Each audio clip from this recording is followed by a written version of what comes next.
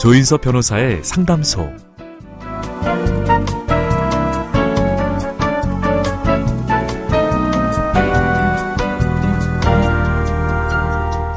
정리정돈 잘하는 편이신가요?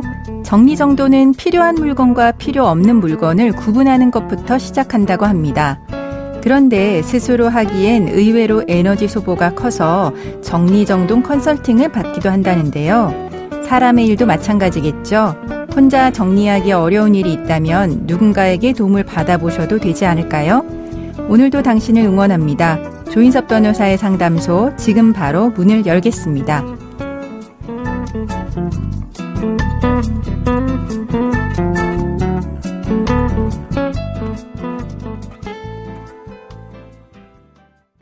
당신을 위한 로하우스 조담소, 오늘도 조윤영 변호사와 함께합니다. 안녕하세요. 안녕하세요. 법무법인 신세계로의 조윤용 변호사입니다. 오늘은 어떤 고민이 기다리고 있는지 먼저 사연부터 알아보겠습니다.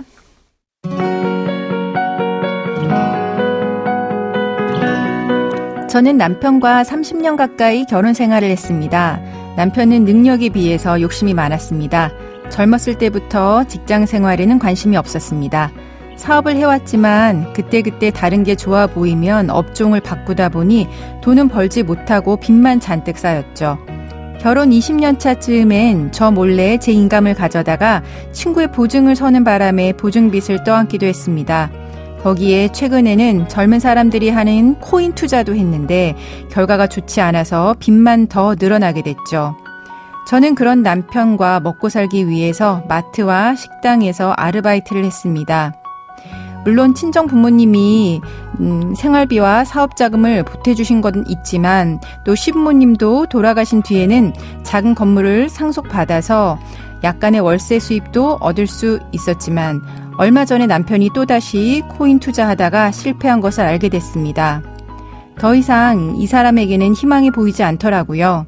저는 남편에게 이혼하자고 통보하고 독립한 딸의 집으로 갔습니다. 그런데 그 사이에 남편은 시부모님께 상속받은 건물을 팔았고 배우자의 경제적인 어려움은 이혼 사유가 아니라고 하면서 이혼을 거부했습니다. 또 상속받은 건물은 부모님으로부터 받은 상속재산이니 특유재산인데다가 이미 처분해서 남아있지 않고 남은 건 빚밖에 없다면서 이혼을 할 거면 빚을 나눠서 가져가라고 했습니다. 그리고 국민연금은 자신이 사업을 하면서 번 돈으로 넣었으니 제가 국민연금을 포기하지 않으면 이혼해 줄 수 없다라고 합니다. 그 사람과 전생에 얼마나 악연이었기에 이렇게 고통을 받게 되는 걸까요?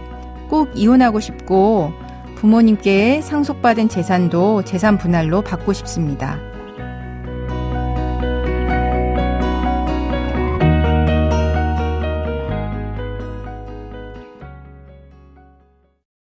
사연자분이 결혼 생활 중에 고생을 많이 하신 것 같습니다. 상대방의 경제적인 무능력, 재산 탕진, 과도한 투자, 이런 경제적인 사유도 이혼 사유가 될 수 있을까요?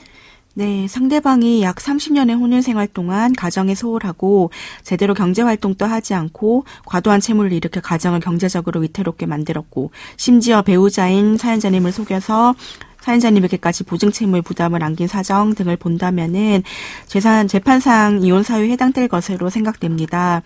그리고 사연자님은 배우자와의 혼인 생활을 더 이상 이어갈 수 없다고 생각하고 집을 나와 별거하고 있고 또 현 상황에서는 회복 가능성도 기대하기 어려워 보이는데 사연자님이 이혼 청구를 하신다면은 민법 제840조 3호의 배우자에 대한 심의 부당한 대우, 네. 6호 기타 혼인을 계속하기 어려운 중대한 사유에 해당되어 이혼이 가능할 것으로 보입니다. 네, 그러니까 경제적인 사유도 예외적으로 이혼 사유는 될 수 있다는 거네요. 그런데 재산 분할을 할 때 상대방에게 재산은 없고 채무만 남아 있다라고 하면 어떻게 해야 할까요? 그 채무도 같이 분할해야 할까요?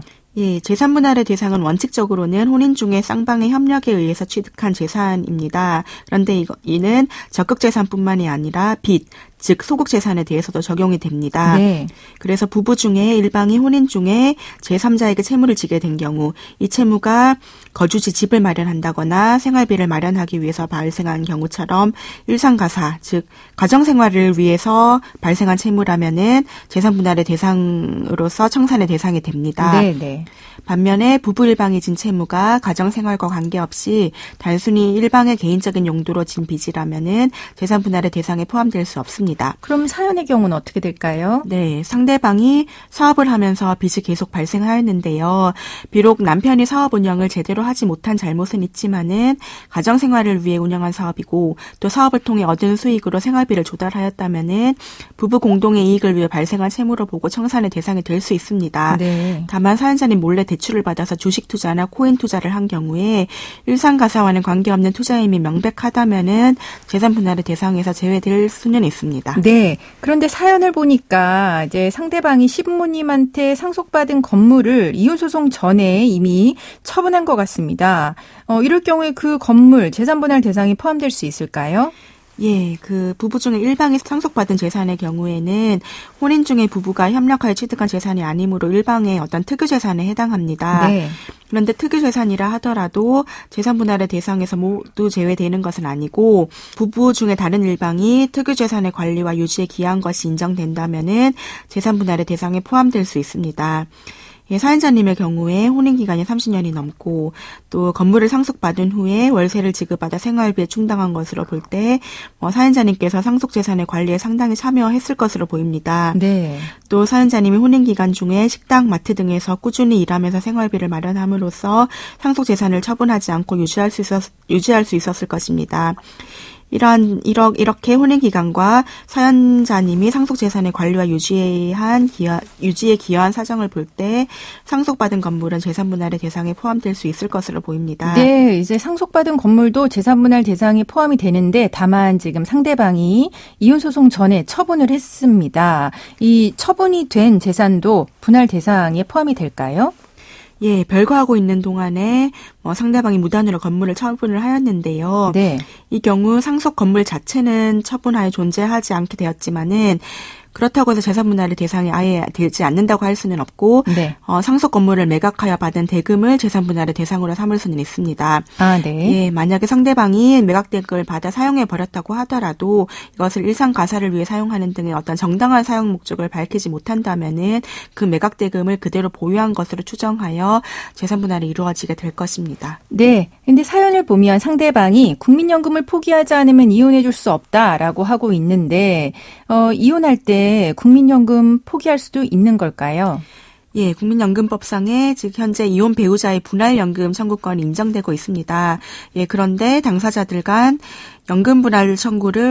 분할연금 청구를 포기하고 각자 연금을 각자에게 귀속하는 것으로 합의하는 것도 가능합니다. 네. 네, 대신 이런 경우에 다른 재산 분할에서 분할연금을 포기하는 것을 반영을 해서 조율하는 경우들이 많이 있습니다. 네, 그러면 어쨌거나 100세 시대이기 때문에 국민연금에 대해서 관심도 많으신데요.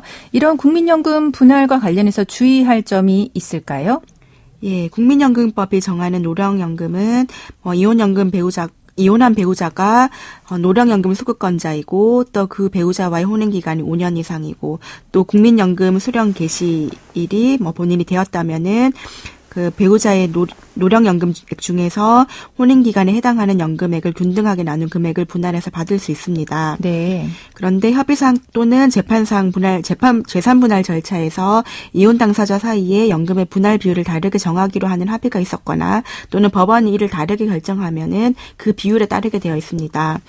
국민연금법에서 정한 분할연금 수급권을 포기하거나 혹은 법에서 정한 것과 다르게 분할 비율을 설정하고자 한다면은 명확하게 그 내용을 정하고 표시해야 하고 만약에 그런데 각자 재산을 각자 명의로 귀속하고 더 이상 재산분할을 청구하지 않는다는 등의 일반적인 문구로는 인정할 수 없으므로 주의하여야 합니다. 네, 그러니까 국민연금 이제 당연히 분할 대상이 되고 균등 분할이 원칙이지만 당사자 사이의 합의나 이제 재판으로 비율은 바꿀 수 있다는 이야기시네요. 그럼 국민연금 일시금으로 그냥 계산해서 분할할 수는 없을까요? 예, 공무원연금, 군인연금, 사학연금 같은 경우에는요, 수령자가 정기금의 형태가 아닌 연금을 일시금으로 지급받기를 선택할 수 있고, 이 경우 분할연금을 지급받을 수 있는 배우자 역시 일시금으로 지급받을 경우에 예상수령액을 대상으로 해서 재산분할을 요청할 수 있습니다. 네. 그러나 국민연금의 경우에는 현재 일시금으로 수령받는 방식을 선택할 수는 없으므로 분할연금 역시 일시금을 지급받는 것을 전제로 그 예상수령액을 대상으로 재산분할을 요청할 수는 없을 것으로 보입니다. 네, 지금까지 상담 내용을 그럼 정리해보자면 배우자의 경제적인 무능력, 재산탕진, 과도한 투자도 재판상 이혼 사유는 될 수 있고요. 재산분할 대상 중에는 가정생활을 위해서 발생한 채무라고 하면은 그 채무도 분할 대상에 포함이 되지만 배우자가 개인적인 용도로 진 빚이라고 하면 재산분할 대상에는 포함되지 않습니다. 그리고 별거 생활 중에 배우자가 일방적으로 상속받은 건물을 처분했다면 그 건물 처분 대금 자체가 재산분할 대상으로 될 수 있다라고 하는 부분 정리해드렸습니다. 지금까지 조윤영 변호사와 함께했습니다. 감사합니다.